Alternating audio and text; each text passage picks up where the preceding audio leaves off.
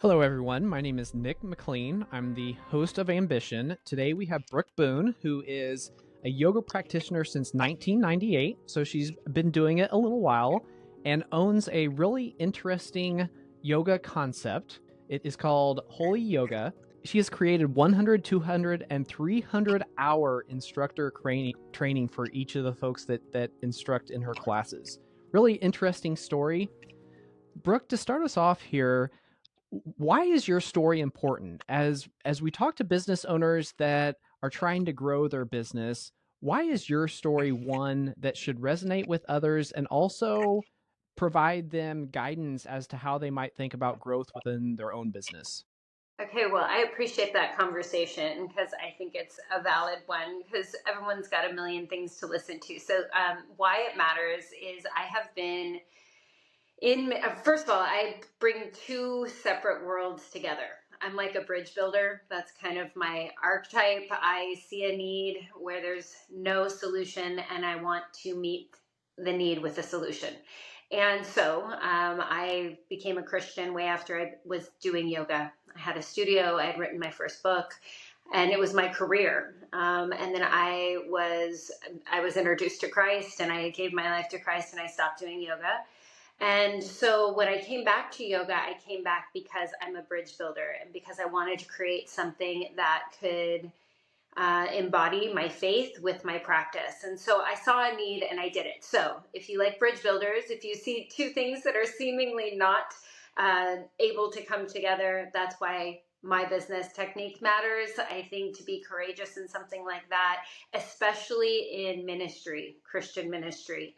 I often say I've been doing business for 19 years, but because it's ministry, it feels like 45. So, so that might be resonant for some people too, that kind of deal within the confines of something a little bit more restrictive, like a religious context. And I've been here for 19 years. So, I mean, you've seen a lot of seasons. So I think with seasons just comes wisdom. So. Absolutely, absolutely. As you think about religion within a business and whatnot, I think some folks, I think you can make an argument that that's helpful because presumably a lot of folks in your organization will believe in the same religion, and you can use religion as a core part of your culture, which might, again, to some people might make it easier to establish what your culture is as a company. However, to hear your response, it almost sounds as if incorporating religion has made the challenge even greater. Could you talk a little bit about that? Yeah, that's a great question. So, it's a both and. I think in religion and in business, it's a both and. Two things can be true. It is at the same time, but to be in relationship, we have a statement of faith and we have some kind of criteria that as people decide to go through training, they're electing. They're saying, yes, I do believe that. So, yes, there's a cohesion in that. But even in religion, there are so many different interpretation and sex, S-E-C-T, of ways that we believe and what we believe to be true and how you operate even within that religion. So, taking yoga and Christianity, I was up for a number of different fights. The average yogi, when we started 20 years ago, wasn't really keen on like a Christian hijack. Hinduism also isn't interested in that. And certainly Christians are like yoga is demonic, at least then. And so it was really sort of figuring out how to be authentically me. Because I knew I wasn't going to solve the Christians hating yoga solution problem. I knew I wasn't going to solve the yogis not liking Christian, spirituality yoked to it. But I just had to ultimately know this is what I was called to do. I had to have enough of a relationship to myself where it was like, if I didn't do it, would I regret it? And the truth was yes. I would regret it because what I was learning about my spirituality inside of my practice, I felt like I felt like somebody other than me needed to know about it. And so it just became one of those things where it was like, it's worth it to me. And it's been like swimming upstream for a number of seasons. And then there's been good seasons. And But ultimately worth it. I mean, I'm still doing it. So here we are. And before I go on, sometimes I'll pause between the questions just because I like to listen as much as I can to the question without trying to jump ahead. So apologize if there's any awkwardness to that, but there might be some pauses. I love that. Great. It's an interesting concept you bring up, that of seasons. So often I think people get the perception of a business owner achieving or getting to a certain point, and then the perception is that, man, it is just smooth sailing for that person, no more challenges, they just have it made. Can you talk to me about how, even though anybody would say that you've been successful, you still face those challenges as the business continues, and sometimes those challenges are greater than when you started, perhaps? Oh, yeah, for sure. There was a time when we were certifying, 400, 500 people a year, and that required much more than me. And so the season of growth created like this deep fracture in my ability to um, facilitate the training the way it needed to. It grew almost too fast, too soon. And so then I did a bunch of hiring, and I got so far away from why I started doing it in the first place. That if you were to look from outside, and we're training, we have 6,000 instructors internationally. I mean, people would say, wow, that's incredible. And it was, and the growth was amazing, but those are not my favorite seasons of Holy Yoga.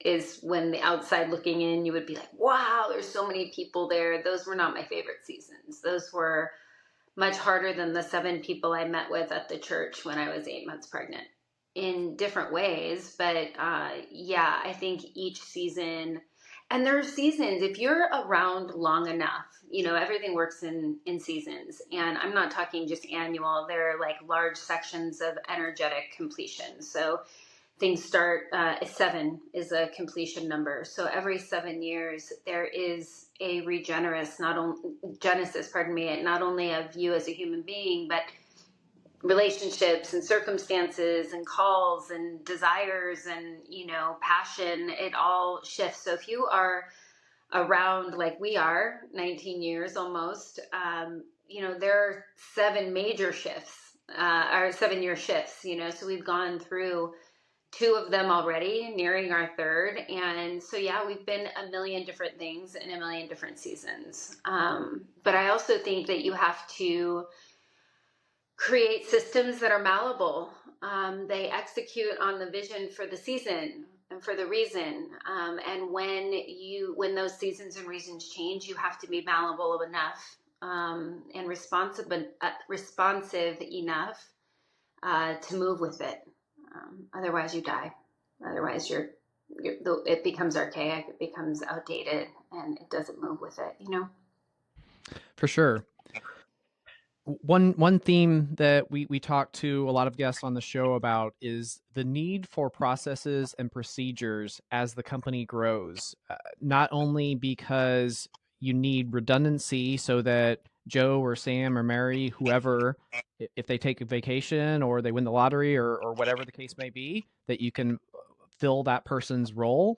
However, from our perspective, it's also the structural foundation that you need in order to take those next steps in a company's growth. Can you talk to me about your philosophy, the implementation you have made of various systems and processes and procedures, and how that's impacted the company? Yeah. Gosh, that's such a great question. I could not agree more that processes and procedures are paramount to any type of growth. And we're constantly growing.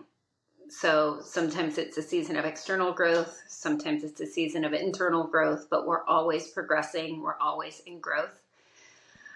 Because I believe, like, in the days that are like small days where you're in your process internally, those are actually creating the stability and the foundation for the larger days, right? And so for the larger seasons and reasons. So we have, gosh, I've been so resistant. I tried so long to like be resistant to technology. And so my company is run really well. We do online training. So we have a number of different technological platforms and systems and calendars that help us to execute on that. But we use a number of different platforms. We hire the very best people. So the gentleman who runs our technology is the very best. The gentleman or the female who runs all of our social, she works with the platforms and she integrates. So lots of those processes, weekly meetings with agendas are paramount to executing on strategy. I think strategy is as important as any type of process. I think it's the beginning of any process. So if it's, for example, customer acquisition, it's very important that we understand the priority of customer acquisition, what it means, how valuable it is, and then we'll build systems to support that customer acquisition, not the other way around. So I've had seasons where I've built systems based on people's liking, where it would make their job easier. Well, I'm not really interested. That's not the objective of the company, to make someone's job easier. The objective of the company is to get as many people into training programs so they can affect the world around them wherever they are across the globe.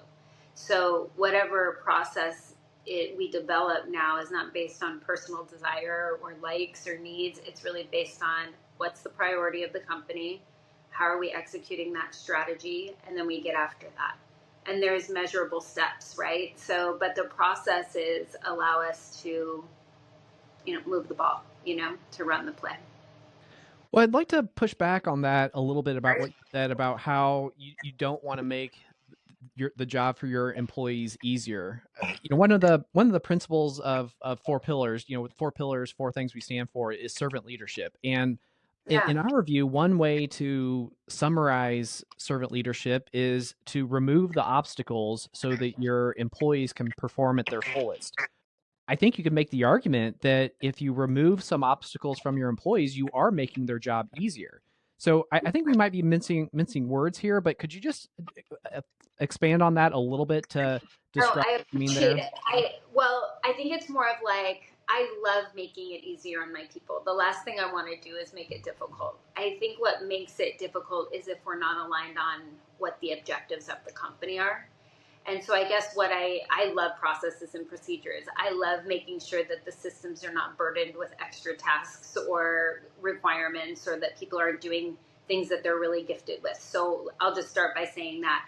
But I had seasons, because I liked my employees, where I created systems to their liking.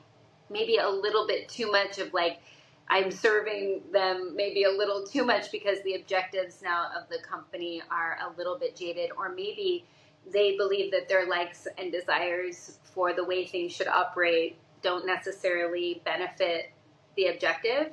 It's more of a preference.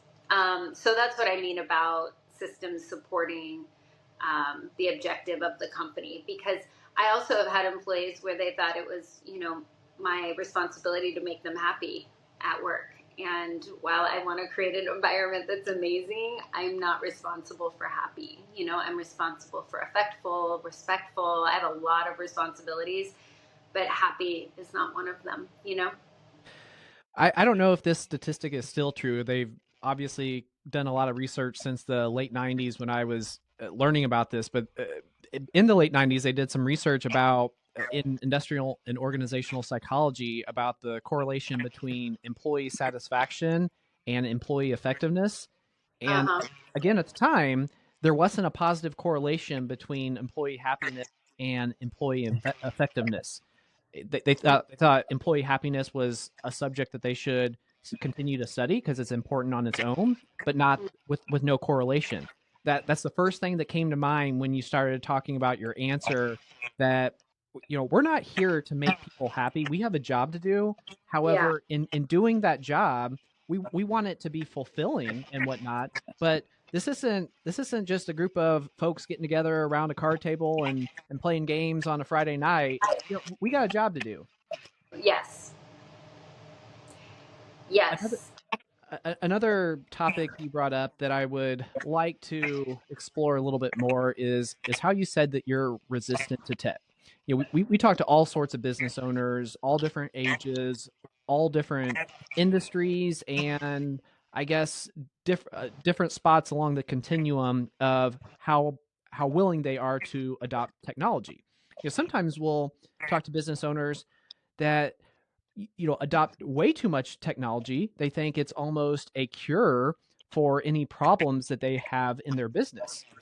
Now, I heard you say that you were actually resistant, not just on the fence, not just, oh, I don't know about tech, so I'm not going to implement it. You said I'm resistant to technology. Can you talk to us about your mindset regarding that philosophy or thought? Yeah, it's like the first time I realized I was getting old, I was like, wow, I've arrived. Like, right? Like, I'm not even that old. I'm using air quotes, but I realized when I was like, I have no interest in it, in knowing how it works. I don't, it became such a frustration point for me. And I was like, that's it. I just have to hire the best. I have to get a consultant that tells me what I need. Not, they're not selling me anything. I just need, I am like the ultimate strategist. I need a good whiteboard. Somebody tell me what I need. I'm going to tell you what the process is. Tell me what technology I need in order to take care of the objective, which is providing world-class training. And so I personally am resistant. I still use a paper calendar. Okay. Yes, it's true. Like it's a personal thing, but my business, I realized very early that I had to adopt and that we had to get good at that because there is no business without the technology. So I think my personal resistance was like, oh, I just don't want to learn something new. But I just aligned myself and my company with the very best who do know. They forgot this morning more than I'll ever know about that kind of stuff. And so in that way, we've been able to adopt without me getting in the way too much, Well, I need to commend you on two different fronts. The first front is that many business owners we talk to are not so willing to confront their resistance to technology directly. It's more along the lines of an answer, oh, we don't need that, we don't need that, when in reality, it's just a resistance to learn that or hire the best people as you did. So I'll commend you for having the objective introspection, if you will, in order to determine that. The second one, I need to tell a little bit of a story. In graduate school, I had a professor in operations management who was teaching about lean manufacturing, process improvement, and whatnot. And what he said is that a lot of folks that are early on in process improvement, they go straight to technology, whereas the more experienced practitioners, do you know what they start with? They start with a whiteboard, just like you. And he said his point was that you don't need technology to improve a process. The first part is understanding the process. And I think that is part and parcel with your philosophy, because you also mentioned that even within the strategic planning, there's still a process there. Could you just expand on that a little bit more about, it seems like you're very process oriented and that I am, only because I've done it so wrong for so many years, and so now my latest season of being in business is like optimizing my time and my output. So not just my resources, but like where I'm spending my time and how I feel when I'm spending my time there. And so understanding the process helps me to manage my everyday time effectively. So when I look at a whiteboard and I go, okay, so the process is we're putting 200 people through training, right? And so we back that all the way up and we eat the elephant in small parts, then that's what's ultimately going to take us to where we need to go. So I will use technology in the places that technology is required, but I'm not going to build the strategy in the process around the technology. I think that's kind of what you're saying, is some people do that and then they go, okay, well, this is what technology does, and so we're going to do it this way. It's like, no, we do it this way, and technology is going to support, or we're going to change the process in order to find technology that will support, right? But ultimately, it's our direction, it's our process. Wanted to say something to you because I was like, going back just maybe a minute or two, or maybe 5 now, I don't know. But when you said, we were talking about happiness, and I think when we can do this, when we can take the people that we work with and show them the process, get them on board with, like, that's the fulfilling thing, is that we're on team together in order to execute on this vision or this particular thing. So their happiness comes from not just their happiness, but their fulfillment and their participation in the fulfillment of that goal, you know? So the understanding the process is to understand the goal. And then we go, okay, this is what you do, and this is what you do, and you throw the ball, and you run the ball, and you bring water, and you, right? Like, because and then I think they're fulfilled and happiest when they're actually executing. But if you don't give that, and technology is required, like how do even our employees interact with the technology if they're not in charge of the process? They have to stay in charge of the process. Well, and then the natural scapegoat in that situation becomes the technology. You need to improve the technology because it's not working. And then you're just getting this self-perpetuating doom loop, essentially. Yes.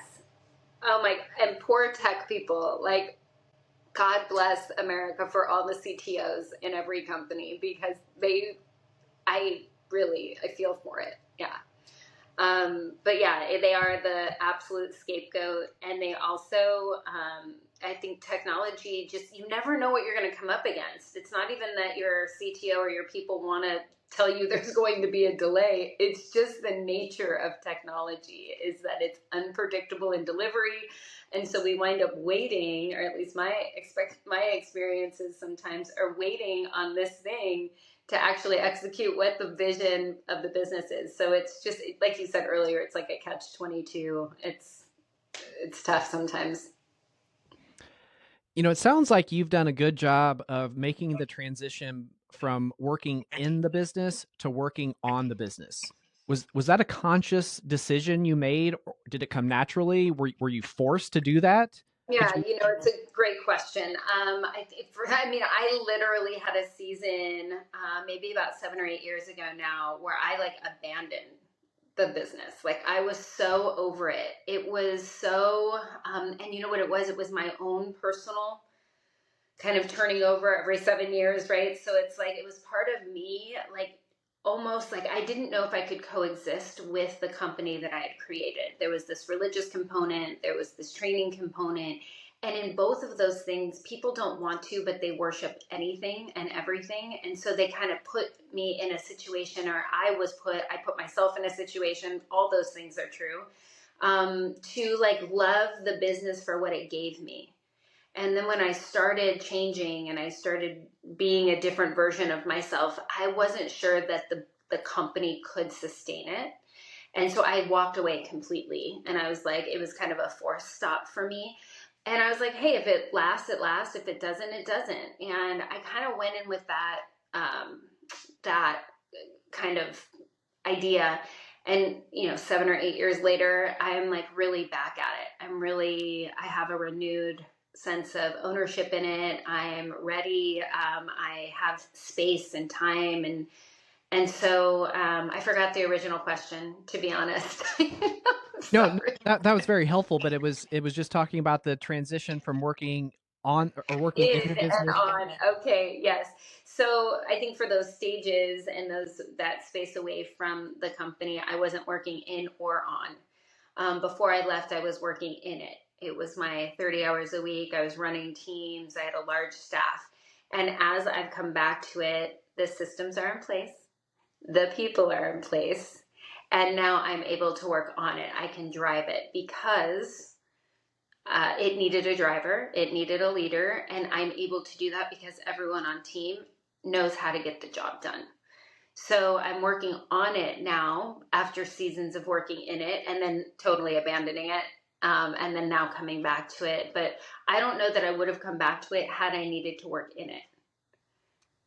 In this season, I would have probably chosen not to. I think it's very interesting. Sometimes we'll talk to business owners, and it's clear that they can't get past that working in the business. And it's almost as if they know within their heart of hearts that it's because they enjoy that level of detail within the business. And it's almost, sometimes it's sad because you really see the business has a lot of potential if they were just able to make that shift from, or make the shift that you did to go from working on the business to working in the business. As you described it there, though, going back to an earlier question, it sounds like a lot of your problems have resolved themselves because you got all those systems and processes and procedures in place. But I know better than that.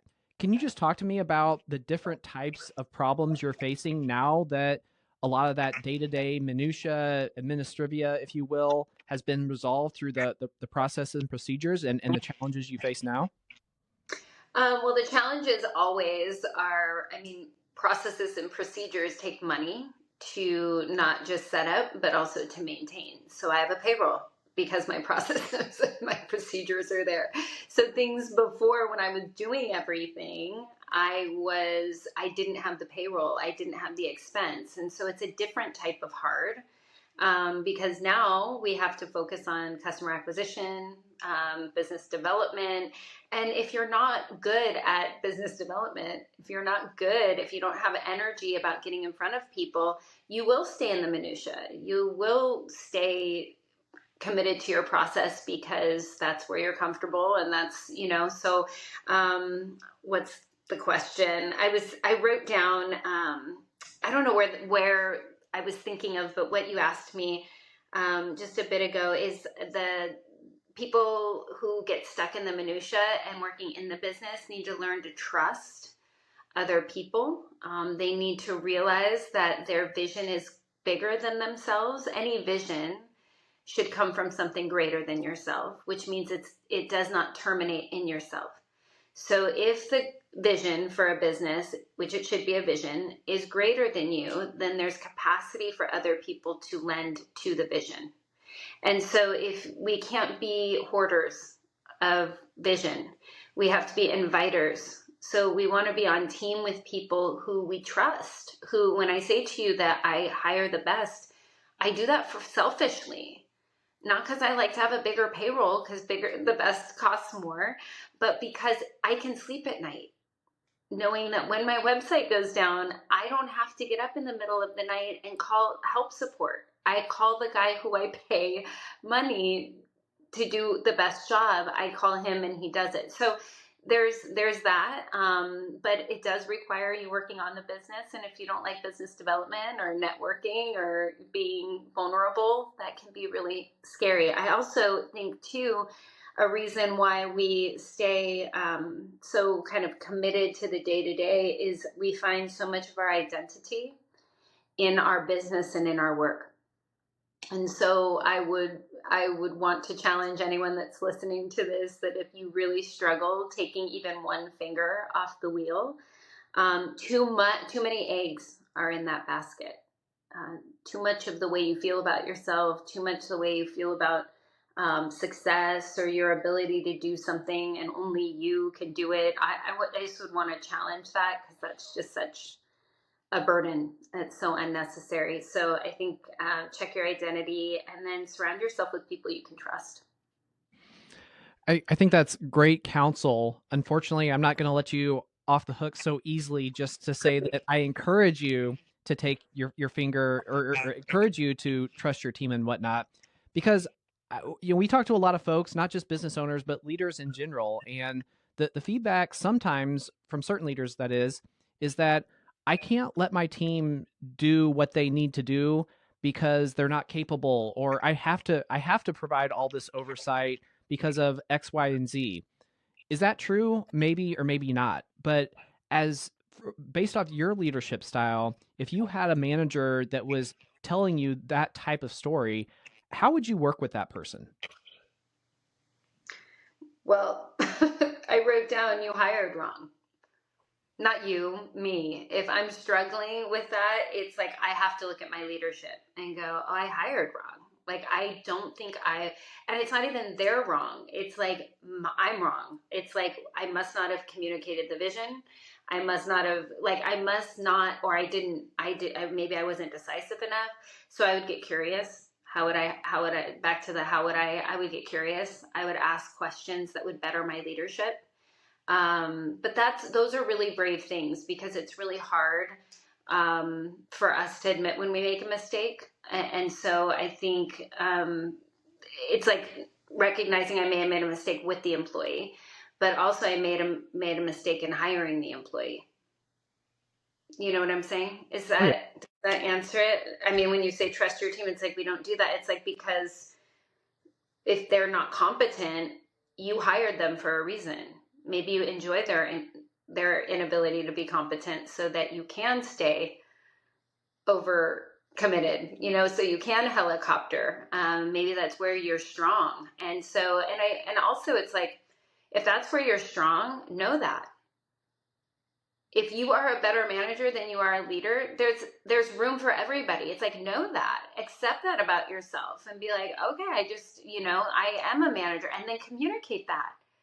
When you're so here's my level of leadership. I tend to manage pretty tightly, and I want to see how you feel about that. And if they're like, I love being micromanaged, then that's the right hire, right? So I think as a leader, you have to go, oh, I may have made the wrong hire. I may have made a mistake. Well, it's a great point, because there certainly are times when the role dictates that manager have his or her finger on the pulse and be involved in that, maybe Yeah. because of the problem, maybe because of the team or whatever.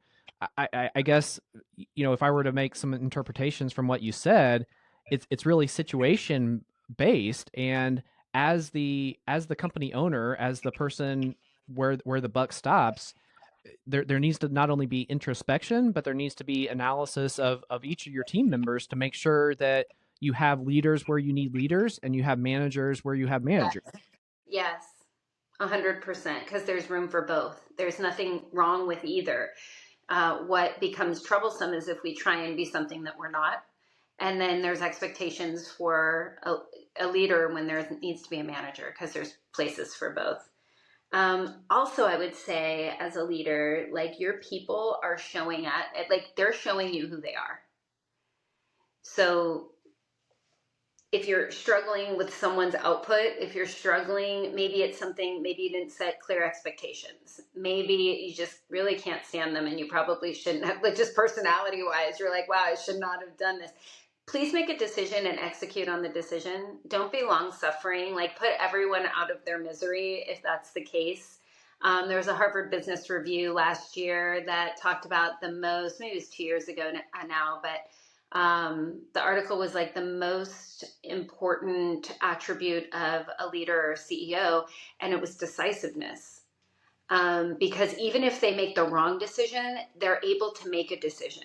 And they're able to say when they've made a bad decision or a good decision, right? And they're able to be decisive and change, and they don't have this long-suffering, ego-driven downfall. You know what I'm saying? So I think just making a decision, but they're showing you, like, it's okay to have made the wrong decision and the wrong hire. It's not, you're in full control. But your people, when they show up, they're showing up as them. Don't impart some sort of magical fairy dust. Like, they are showing you how. And if you're like, well, I like to micromanage and they really don't like it, well, they're not going to begin liking it. They're not going to change.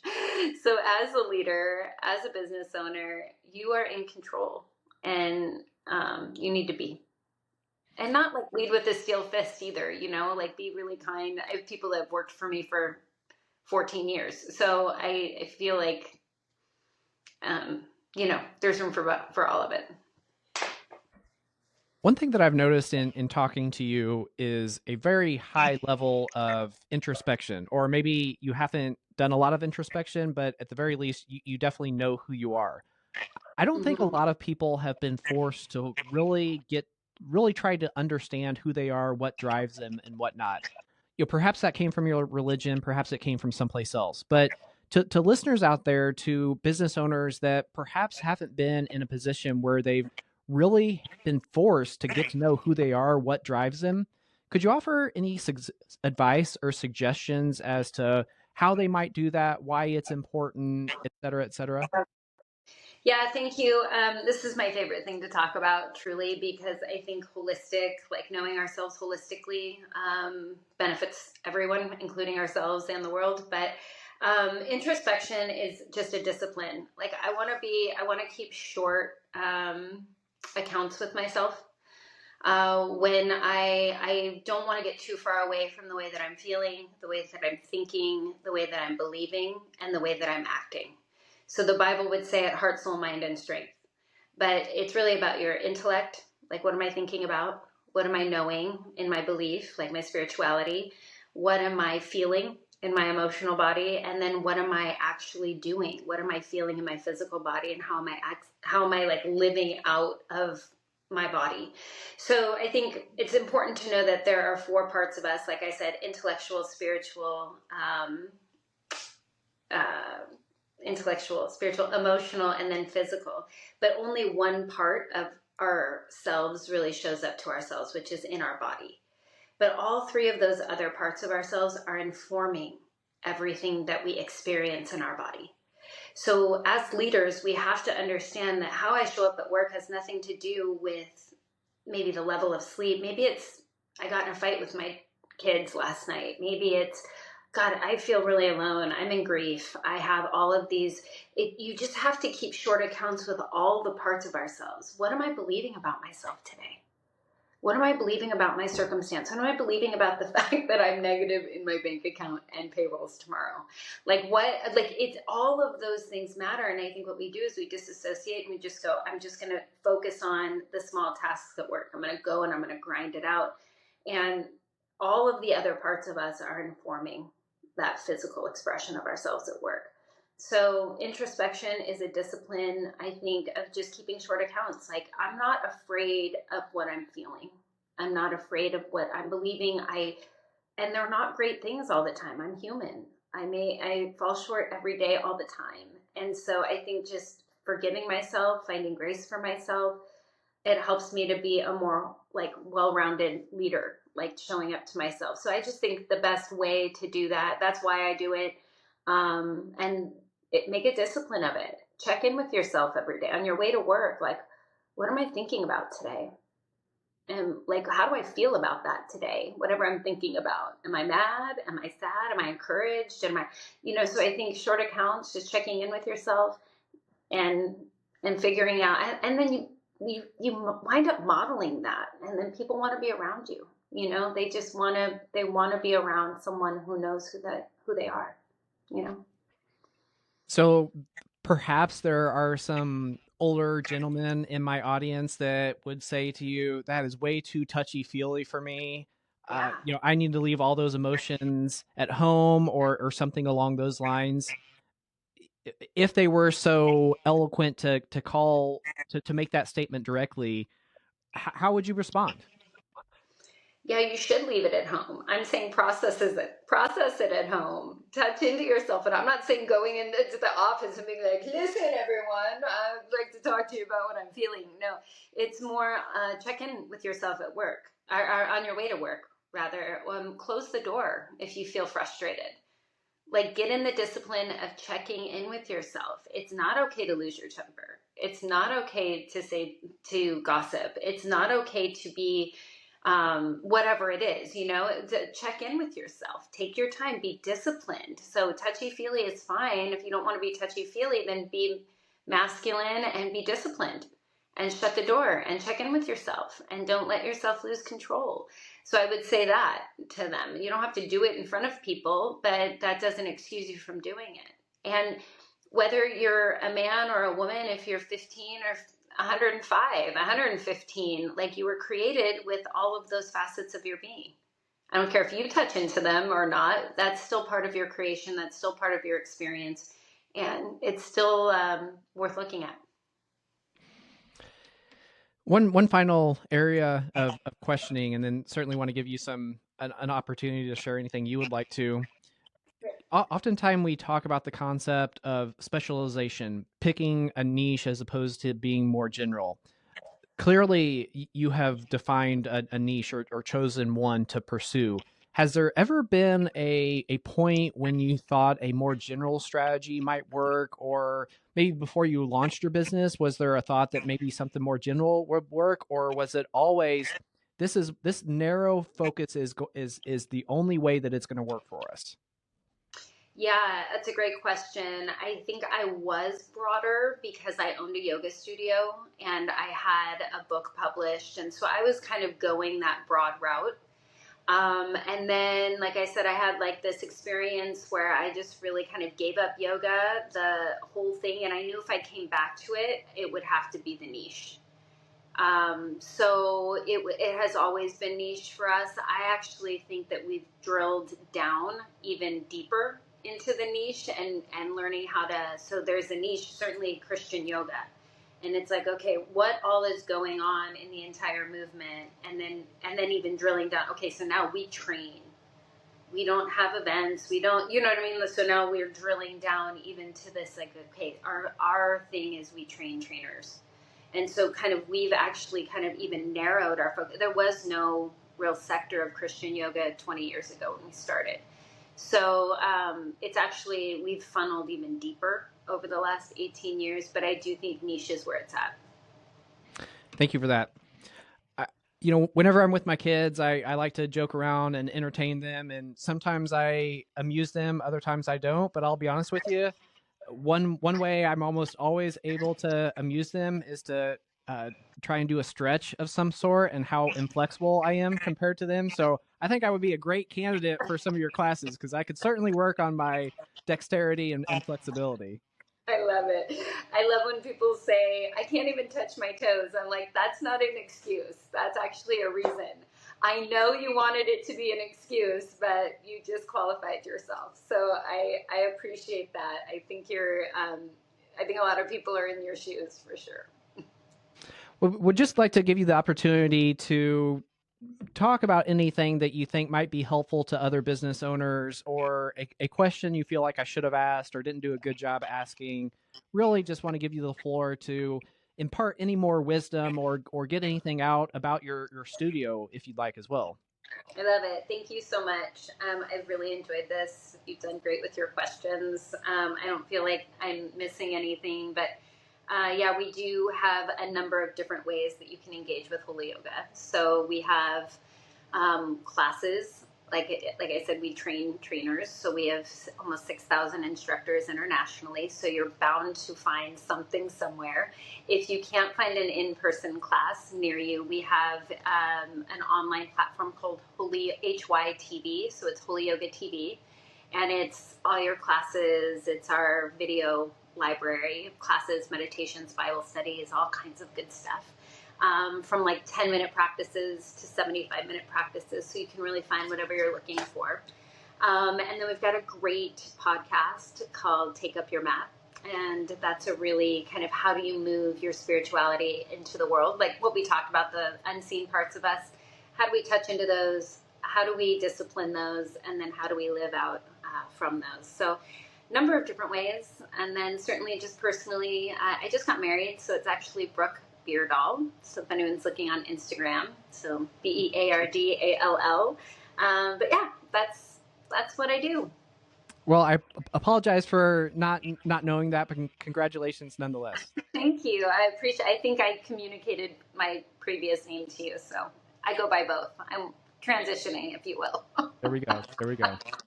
Well, Brooke, want to thank you. Really enjoyed the conversation. I mean, there's some other topics I could go into, but we don't have 5 hours to talk. We only have a couple. But just really impressed with what you've done, and just appreciate your overall philosophy. I appreciate that. I look forward to maybe we'll have another conversation another time. There we go.